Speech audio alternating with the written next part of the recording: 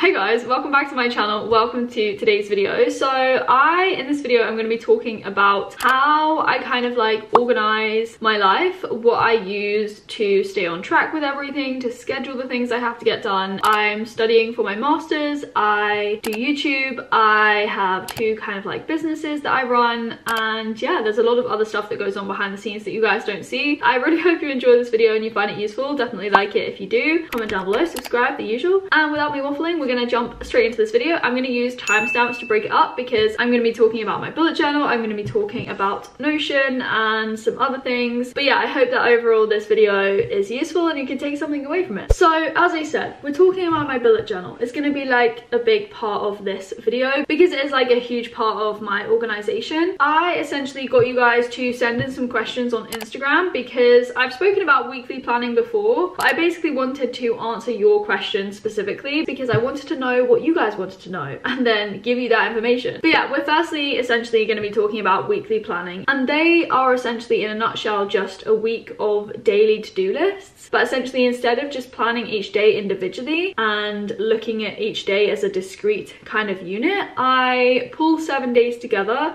and it allows me to plan over a bit of a longer term, but it's not too long term that is too overwhelming. It's just 7 days and it gives me a more holistic view of what I want to get done that week. I have spoken about this before, but we're just going to talk briefly about how I organize it, how I make my weekly plan, like what is the layout. I write the month at the top and the dates of the week, and then I just use this kind of table format, so Monday through to Sunday, and I write the dates alongside each day, and then I just basically fill out my week. So that is the main layout. I'm going to be talking about some of the other things that I write at the bottom as well in a second because there is a bit of a space in this journal which is A5, and we're going to dive into a few more of the details as I go through these questions. The first thing that we're going to address is how detailed are each of my tasks that I fill in. As a short answer, I'm going to say it's pretty detailed. So for example, I'll write things down like edit this video or make this thumbnail. In terms of like my university work, I'll write down the lecture series that I want to get done, like those lecture recordings. I'll write down my assessment that I need to work on. Sometimes I might break that down further, like for example, I'll say do the reading for this assessment, or write the essay, or make the essay plan. I find that the more detailed the tasks are, the more things I can tick off, and that just helps with keeping my motivation levels like up. However, as I recently said in a video, like some things I don't write down on my to-do list because it doesn't have a place on a to-do list. Things like my exercise or a bit of yoga or meditation or family time. And that also answers the question, you know, do I schedule downtime? No, I don't really write down like take a break in my bullet journal on each day, but what I will do is if I'm taking a day off or if I'm taking an afternoon off or something, I will just write like no work in fancy lettering, or I'll write like the occasion if it's somebody's birthday or something, because that means that most of that day doesn't have anything filled in for me to do. The next couple of questions that kept coming up were, do I schedule things at set times? And like, how do I schedule my tasks? Like the ordering of things, how do I prioritize and stuff like that? I don't write times next to things unless it's like a meeting or a call at a set time or a tutoring session. I will write the time in on my bullet journal. But everything else, I don't say that I'm gonna do this, say from like 9 AM to 11. I often don't know how long something's gonna take me, even though it gets easier to do that and to make those predictions with like experience. I just don't schedule things for set times. What I do however is I number my tasks, so this helps me to schedule things and also to prioritize throughout my day. What I basically do the evening before sometimes is with my to-do list for the following day, I will order those tasks. I won't do that every day. I most often do that when I have a lot of stuff to get done and I want to be quite, you know, like on it that day, because some days I am more liberal and I just want to be a bit more free and flexible. But in general, with like scheduling my tasks, what I tend to do is I usually get like some of the quick and easy tasks done first thing so I can get going with ticking off a few things on my list, because again, as I said, that helps me to like stay motivated and I can see that I'm getting things done. And then in the middle of the day, maybe in the evening as well, I'll do the harder things or the things that are going to take me longer. And then at the end of the day, I might do a few things that I can do quite quickly so I can tick a few final things off my to-do list. So that is how I kind of break things down on each day. And then in terms of like organizing things throughout the week, as I said, on some days I might have live lectures or I might have meetings that I need to be at. Those things have set days and times. Other stuff I just organize according to when I have deadlines and according to my priorities. As I've spoken about in my time management video, the way in which I like prioritize is I use this thing where I kind of work backwards from the deadline. You can check that out in that time management video, but I essentially ask myself, how stressed will I be if I haven't completed a certain task by a certain date relative to the deadline? And that really helps me to block out when I'm going to do things on each of the days throughout the week. Another thing that came up was deadlines, like how do I manage deadlines in my bullet journal. I usually write the deadline on the day that it's due, and then as I said, I kind of use that method that I just spoke about to block out when I'm going to work towards that deadline sort of thing. And if it is a big deadline, then it will appear like multiple times throughout my bullet journal, and it's just like a constant reminder for me to be working on something. Something also that is relevant here is I basically have a table at the bottom under like my main weekly plan where I write down things that are upcoming, and usually those are like my big deadlines that I have to meet. So I write the date when it's due and then what it is. I also have this because I don't have a diary anymore, and say if I don't have next week's weekly plan ready, filled out, or I have like a deadline that's coming up in a few weeks time and I haven't written out the weekly plan for that week yet, then what I will do is I will write those things on this week that I'm currently in, but in the upcoming section, so that I know it's coming up. And in my next weekly plan or the weekly plan 2 weeks from now, I will write that on the date. A question that I just wanted to briefly address was what happens if I run out of space on each day. That actually, to be honest with you, hasn't happened, because I seem to have found this balance where, you know, I write things down on my to-do lists that are quite detailed, but it's not so detailed that I'm scheduling every single tiny thing. If I have like a full list for one day, usually that's the maximum I can get done in a day anyway, and I'm probably not going to complete all of those things. So I have managed to find this balance. You know, if I run out of space, then maybe it means I need to transfer one of those tasks to another day. Again, it's an A5 bullet journal. You could just make the table a bit bigger. But yeah, like I generally haven't like run out of space, you know? The next couple of questions were to do with like, what happens if I don't complete everything on one of my to-do lists, or if I don't get everything done on my weekly plan? Like, do I always stick to it? And to be like brutally honest, no, I don't complete everything on each of my to-do lists every single day. I don't often complete everything on my weekly plan. I don't think there's any week, there might have been one rogue week, but most weeks I have things that I need to continue with next week. The first thing I need to emphasize is that it's totally fine to not always stick to your plan. Yeah, like it's unrealistic and you shouldn't set those standards for yourself. It's just going to put way too much pressure on yourself. So what happens if I don't complete something on a set day, and say for example it's Wednesday, so we're midway through the week, then what I might do is I might transfer that to another day later on in the week, or sometimes, and I just do a mix, it just depends on how I'm feeling, I will leave that unticked, and as I'm coming towards the end of the week I will start looking back to see what I still need to do. If I then come to Sunday and there are things that I still haven't done, what I will do every single week is I get a colouring pencil. I use a yellow colouring pencil and I just like colour in the things that I need to do the following week, and so when I'm making my weekly plan for that next week, I will then add those to that weekly plan. So that is what I do, and as I said, most weeks there are things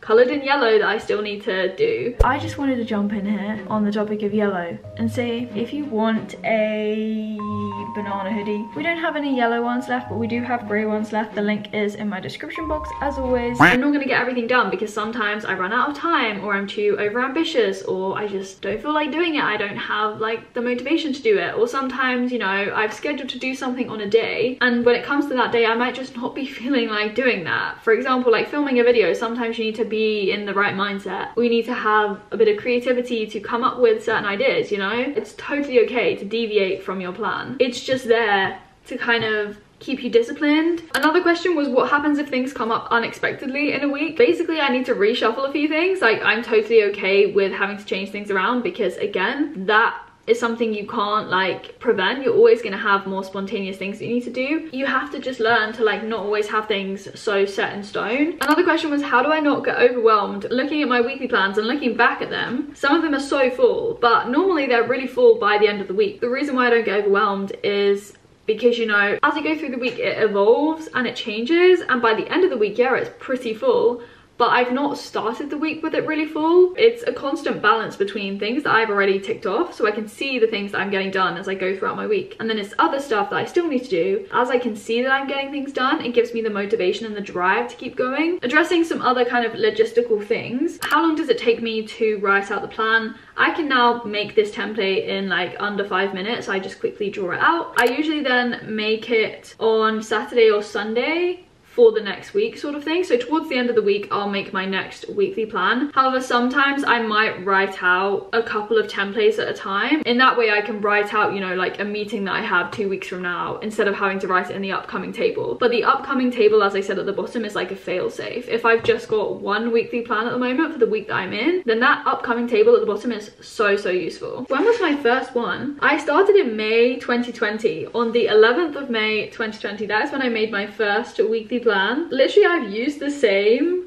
layout since. Some of you asked me, do I ever get bored? And the answer is no, because with me, I'm someone that sticks to routines. Like if something works for me, I might tweak it and change it here and there, but I'm gonna stick to it because I've found something that I like first of all, and because it works, I'm gonna keep it that way. So it kind of like acts as a reinforcement and positive feedback loop. I know that it works and I'm happy that it works, so I'm gonna keep going with it. My bullet journal isn't just for weekly planning. I do have other stuff in it that I've spoken a bit about in my bullet journaling video that I have made, but my weekly plans are my weekly plans. They are supposed to help me stay on top of things. I write the bulk in my blue ink fountain pen, which is a Parker pen. I then have an ink eraser, so if I do make a mistake in my weekly plan, I do generally ink erase it out. I just have to use an ink eraser when I'm using a fountain pen. I always have done. I've used fountain pens since school and I love it, so I use those. And then I use a biro, so this is just one of my eco pens, which is so good. I just use this to tick things off, and then I draw it up in pencil, so it is quite minimal. I then have this stuff in yellow that's outstanding, but I like it that way. If you want to add some more color to it, then feel free to color code things, or you know, to change the layout. But for me, this works for me. I like the way it is, and so you know, that's the way it's gonna stay. The other thing I'm gonna address is I often have some other tables at the bottom alongside my upcoming table, and usually I use that for my university stuff. Sometimes I might also have a table for the YouTube videos that I want to film that week. I just like to compartmentalize sometimes and have separate lists for different aspects of my life, like YouTube or university work and stuff like that. I like to have those separate lists, and then I can like transfer those things to the days in my week, and I can organize and plan when I'm going to do them on each day. So that's my bullet journal. I hope that has addressed some of the things that I haven't spoken about explicitly before, but as I said, this is at the heart of basically my organization, okay? That is why the bullet journal is the focus, because I do most of my organization and my planning in this thing. And the reason why I don't do it digitally, like now I'm going to talk about Notion, because I do use Notion to organize other aspects of my life, but there are like a few reasons why I don't do it digitally. You know, I find it really therapeutic to write things out. I honestly love writing with my fountain pen. I suppose I am a bit old school in this sense, but you know, I like to have it on paper. I like to be able to physically tick things off, and also, you know, I don't want everything to be on a screen. Often I'll look at it first thing, my weekly plan. I don't want to always have to get up a screen to do that. That's just a personal preference. If you want a weekly plan digitally, then that's fine. But now, as I said, we're going to jump to talk a bit about Notion. So I have made a whole video about Notion. Like I did a weekly vlog. It was like a challenge video where I tried learning how to use Notion for a week, and since I made that video, I have used Notion ever since. I really do think it's great. Notion is not sponsoring this video, no, but yeah, everything is linked in that video because I worked with Notion on that video. So in my Notion, on my main page, I have this kind of like master to-do list. So that is what I populate with the things that are ongoing, or the big tasks, you know, that I should be working on. They don't really have a set deadline. One was like, you know, my Holygemia testimonials. I wanted to start collecting some feedback from the students that had worked with us at Holygemia, which is my tutoring business. So that doesn't have a deadline. It's just something that I should be doing and should be working on.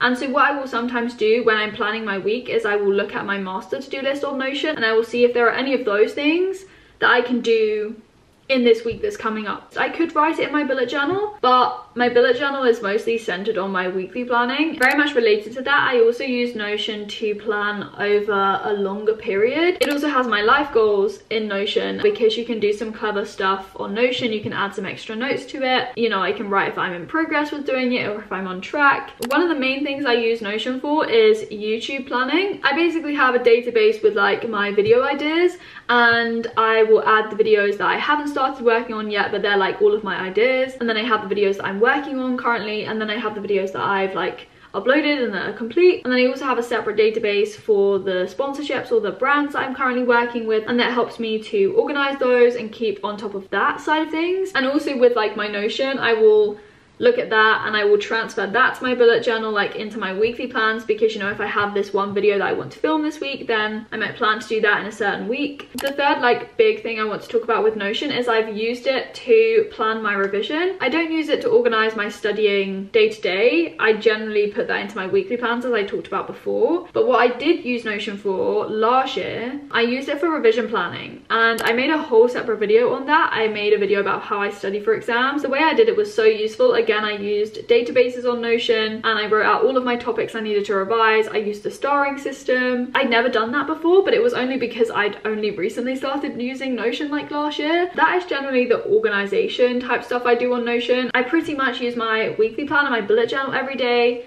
Notion I use most days, and together, hand in hand, they work really well. Is the lighting changing or is it just me?